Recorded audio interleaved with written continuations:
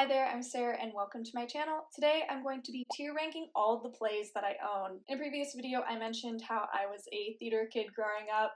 This was my whole world from I think age 12 to 18. I was really involved in theater and acting. I really enjoyed reading scripts. It was easier for my brain to understand this is the character, this is what they're saying, this is the person they're talking to, and this is their response. It was also really enjoyable for me to put myself in a director's mindset and really just imagine and having a vision for that play. So that's why I bought a lot of plays. I still love acting, I still love theater, I still love reading plays, but I haven't done it in a long time. So this is me going through all of the plays that I own, and maybe this will inspire me to pick one up. Our top tier is Can I Direct? These are the plays that I've probably read multiple times. They're my favorites, and I would love to be a director for these productions if I had the opportunity. Our fourth tier is I'll Audition. These are the plays that I don't necessarily have a vision for as a director's point of view, but I would still love to be a part of it, whether that be working backstage, doing lights, or even, auditioning and being a part of the cast. My third tier is Tickets on Me. These are the plays that I want to go watch and see. I don't need to be a part of it, but I just want to go see a production. So I'm bringing a friend and tickets are on me. My second tier is Sounds Interesting. These are the plays that I own, but I probably haven't read, but the plot sounds interesting, so I should probably pick it up and read it. And finally, my last tier is Collecting Dust. These are the plays that I own them. I probably haven't read them, and I probably have no interest in reading them, but they are on my shelf and they're collecting dust. Alright, let's start tier ranking. The first play we have is Barefoot in the Park by Neil Simon. I had to do a scene from this play in high school in one of my acting classes just for scene work, and I really enjoyed the characters and the dynamic between them. Paul is this straight arrow man, and Corey is this free spirit. I'm going to be putting this in I'll Audition. I would love to be in this show one way or another, and yeah, I really enjoyed doing scene work from this play. The next play we have is Crooked. This is a dramatic comedy, and I discovered this play because two of my friends were doing some scene work from it, and the scene was so good and compelling that I was like, I need to read the rest of this show. I already know where I'm going to be putting this play. It is going in I'll Audition. I am one of those girls that if I'm in a show, I want there to be some drama. I want to be able to pull from my emotions, but it's also a comedy at the same time. So a little bit of both. It's a dramatic comedy, and I love plays that are like that. The next play we have is Woman in Wallace. This is the first play I ever saw in the round. If you don't know what in the round is, it's just when the audience is on all four sides of the stage, so it's like arena setting. But the production that I saw of this was in a very intimate space in the round, which made it so much more of an experience for me. It definitely made an impact on me as a performer and someone who aspired to direct. I don't think I could put myself in the director's point of view because I've already been influenced by a different production. I would like to go back 10 years ago and just be able to watch it again. So for that reason, I'm going Tickets on Me. There are some trigger warnings, and it is on the darker side. So just proceed with caution if you are interested in the show. The next play we have is The Teahouse on the August Moon. I have not read this play. I don't even know what it's about. I've not read it. I think it has to go in Collecting Dust. The next one we have is actually a complete works of Sarah Kane. These shows are dark and probably uncomfortable for a lot of people to watch or read.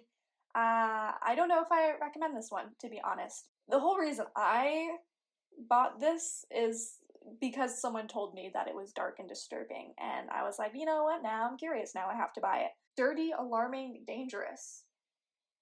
Disturbing drama about the politics of hate and the individual's need for power. I think I would really have to be in a good place mentally to go watch any of these shows.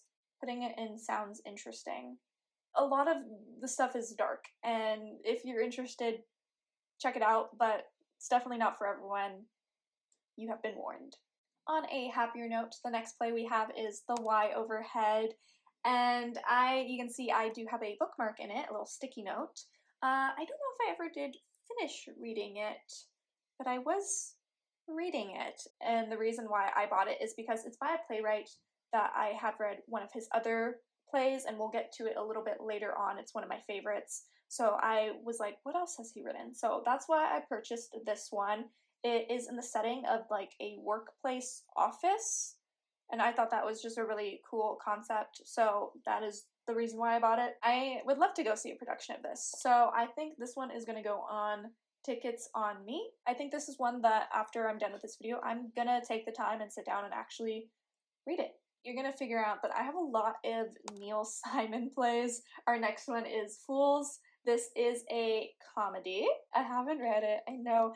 There's a lot of plays that I haven't read that I own, and that's my bad. I should really get to it and read them. This was my high school drama teacher's copy, so thank you to her. She gave me quite a bit of these actually, so that's why I haven't read some of them. I would love to go watch a production of it. And just like that, we got another Neil Simon play. This is Jake's Woman. I had heard of Fools, but I don't think I had ever heard of Jake's Woman. I don't know where it really falls on popularity when it comes to Neil Simon plays. Sure, I would watch a production of it, but I think I'm just gonna put it in sounds interesting. I'll go read Fools, but I don't know if I have the interest to actually read Jake's Women, if that makes sense. Oh my god, look, Neil Simon. The next one is a classic, The Crucible. Chances are you had to read this in high school. I know I did. Those were my favorite class days. This is basically just a table read, but we're in class. It is going in all audition. I would love to be in a production of The Crucible. I think that would be very, very fun. I wasn't someone that would raise my hand and participate in class, but on the days that we got to read plays, I was raising my hand saying, let me be that role. The next play we have is I Hate Hamlet. I have not read this play. I haven't read it, but it does seem interesting. I'm reading the blurb right now really quick because I honestly don't know what it's about. It's going in Tickets on Me. Let's just go watch a production. And maybe after I watch that production, it will move up a tier to all audition. The next play we have is on the sad side. It's Gidion's Knot. This takes place at a parent-teacher conference between a grieving mother and the teacher. And I'm gonna let you connect the dots there, who she's grieving. Trigger warning, it is on the sad side. How I like my plays for some reason. I don't know why. I'm gonna be putting this one in Can I Direct? Another appeal for me with this play is it's a small cast. I love small cast productions of things. This one only has 2 people in it. Alright, the next play we have is Deathtrap. I'm not even gonna try. I haven't read this one. I'm pretty sure it's a thriller. Oh yeah, it says a thriller in 2 acts. I didn't even see that. So yeah, Deathtrap, a thriller. Right away. It's collecting dust. The next play is probably where it all started for me when it comes to purchasing plays. We have The Wizard of Oz. This is a original uncut screenplay of the film, I believe. I bought this, I think, in 6th grade. 6th grade was still elementary for me, and I brought this to school with me. I brought it to recess with me, and I think I tried getting my friends to, like, put on a production of it at recess. I don't know. I can't remember exactly. I remember casting people. I want to put this in just go watch a show. I have seen a production of The Wizard of Oz, like the musical production. The next play we have is Girl. This is also a smaller cast of 4 females and 1 male. I bought this one because I was looking for monologues, and there are a lot of good moments in here where it's just like one character talking at a time, and I don't think I fully finished this one either. You seeing a pattern? I'm putting this one in all audition. I'd love to be in a production with like 3 other women. I think that'd be fun. I'm sure if I actually like fully read this, maybe I would consider directing. Next play we have is Reasons to Be Pretty. This is a romantic drama, I want to say. Only 2 men, 2 women in this cast. And I'm pretty sure I bought this one because I was also looking for monologues at that time. And if you're an actor, you know that if you are preparing for monologue, you should probably also own the script and actually fully understand why your character is saying the things that they're saying for your monologue. This one also has a sticky note in it, so it looks like I was in the midst of reading it. I didn't get very far. You're not always familiar with the productions that you audition for, and I'm not fully acquainted with the whole story of this, but you know, I think I'd audition. Why not? I do know what I'm talking about with this next one. It's not like some of the other ones where I just have and I've started, but I don't actually know what they're fully about, okay? This next one I've read multiple times. It is one of my favorites, and that is Lost Girls. Alrighty, this one, can I direct? Can I direct this show? Please? Give me money. Give me money. Give me space to rehearse. Give me space to perform. Let me have the time to do it. There's a little bit of drama. There's a little bit of humor. There's a snowstorm. Again, 2 of my friends were doing some scene work from this play. I loved the scene so much, I had to buy it. This is my favorite play. I've read it multiple times, and I recommend. If you get anything from this video, anything at all, check out Lost Girls. The next play we have is Blackbird. I think this one's definitely on the more intense side. Getting into the mindset of a character in a position where I probably wouldn't want to be in, I'm not auditioning. It really just depends on the role, to be honest. There is some roles where I'm like, yes, let me be that dramatic character, but I think this is one show that I think I'm just watching.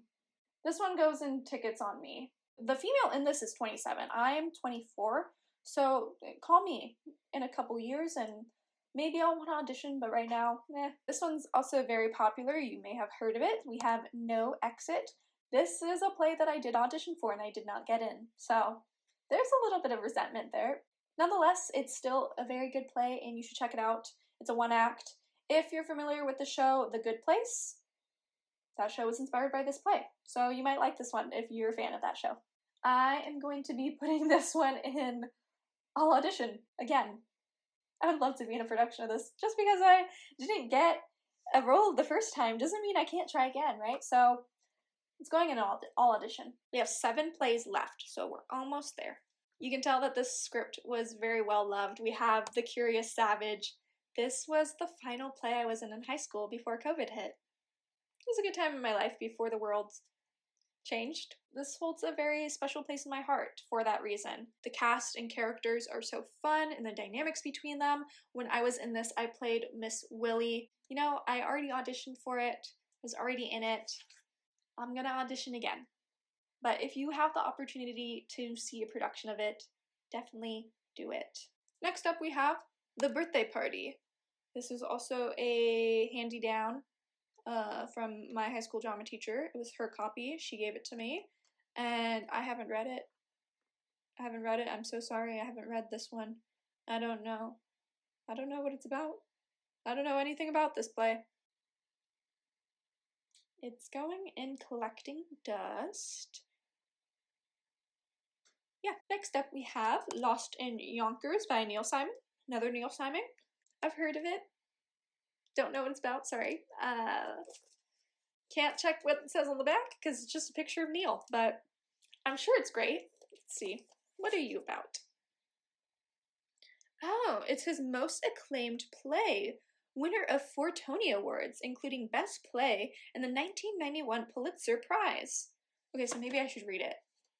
I'll put it in Sounds Interesting, because it sounds interesting. Next up we have Pretty Theft. This is the playwright I was talking about earlier when we were discussing The Why Overhead.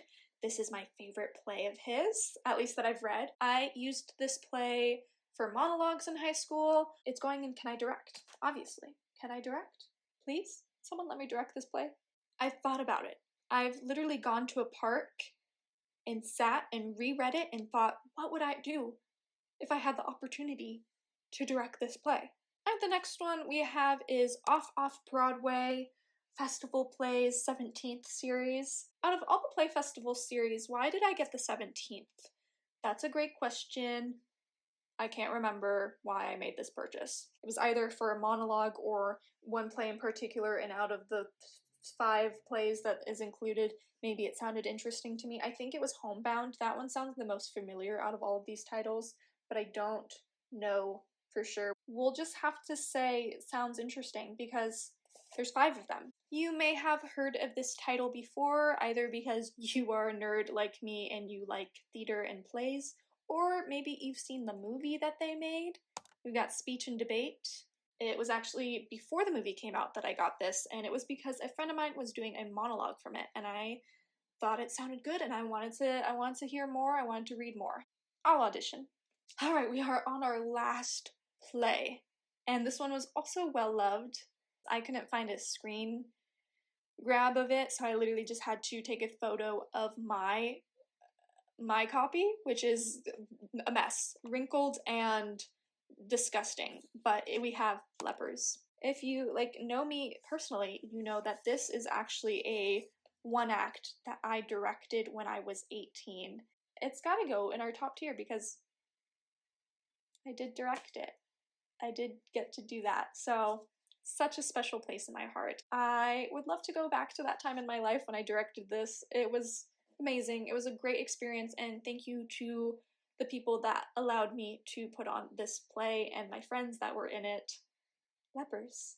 Those are all my plays. We have 4 plays that I would love to direct, 8 plays that I would love to audition for, 6 plays that tickets are on me, 4 plays that sound interesting and I should probably get to them. Then we have 3 plays that are unfortunately just collecting dust on my shelf.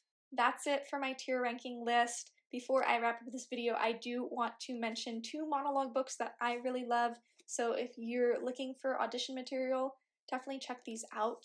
We have the Kilroys list. This is 97 monologues and scenes by female and trans playwrights, volume 1.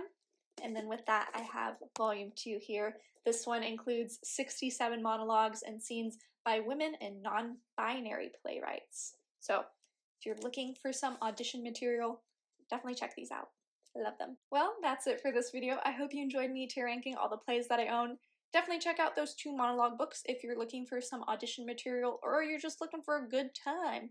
Don't forget to like and subscribe if you haven't already, and I'll see you guys in the next one. Bye! My plays are all on the floor now in front of me. Now I gotta clean those up.